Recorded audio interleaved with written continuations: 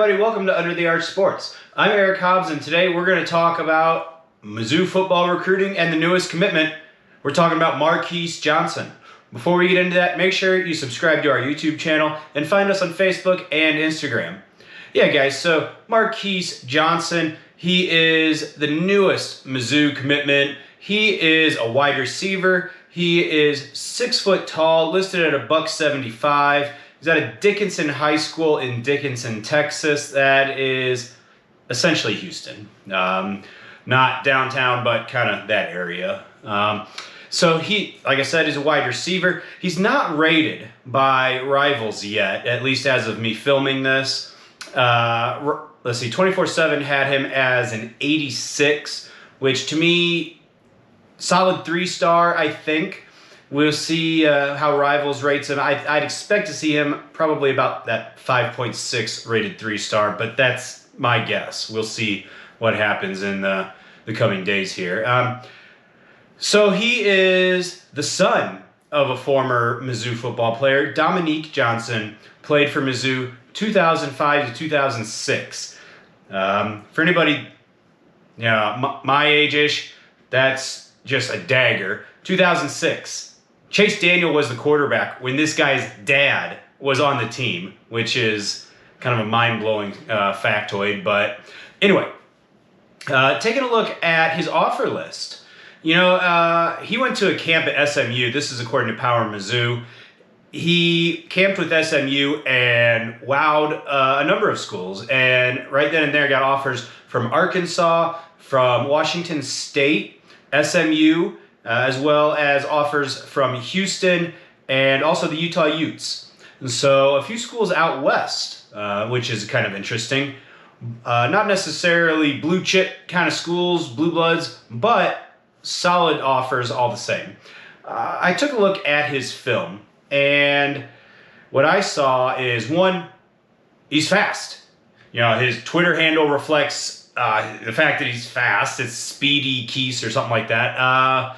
He is very fast. Dave Matter, the St. Louis Post-Dispatch, tweeted out that in track he ran a 10.36 in the 100-meter dash. That was wind-aided, but that's still really, really freaking fast. For any of you track guys, I don't know if that was hand-timed or electronic. For those who don't know, there's typically a difference of about 0.2 of a second. Hand time would reflect a faster time.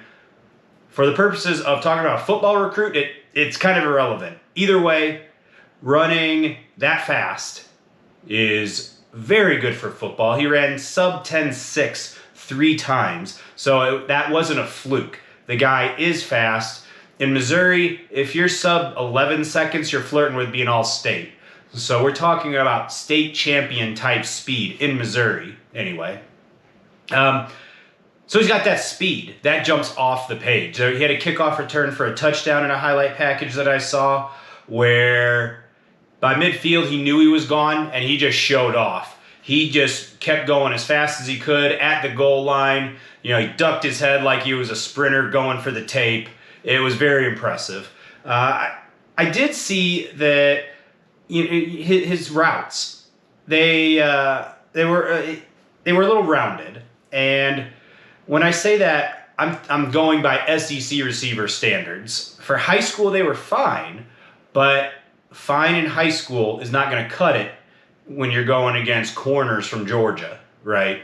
So that's something that he'll want to get a little bit sharper. It's all that much harder for him because he is going so fast, but that's something for him to work on. I did like the fact that he was willing on a kickoff return. He showed toughness in that his team had a formation where there were 2 return men deep, and the other guy got the ball. Johnson ran over the other side of the football field just to block somebody, and he pancaked him right out of bounds. So it showed a willingness to be involved when he's not the focal point of the play, which sometimes is an issue with receivers. So that's good to see. And it showed a toughness that he's willing to go in and block. So that's also good. I think there's a lot of potential here. I think the fact that he's not highly rated And I think that's because he wasn't used that much. He only had 11 catches his junior season. So I think that's going to be something where if he's used more in his senior year, you could see a lot more schools show interest and offer him. So that could be something where Mizzou's having to hang on and fend off a bunch of bigger schools. We'll see.